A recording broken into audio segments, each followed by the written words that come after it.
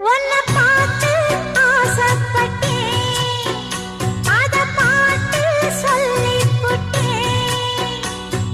நீயும் தொட நானும் தொட, நாலு வகை பூச்சும் விட அட்டை போல ஒட்டி இருப்பேன்.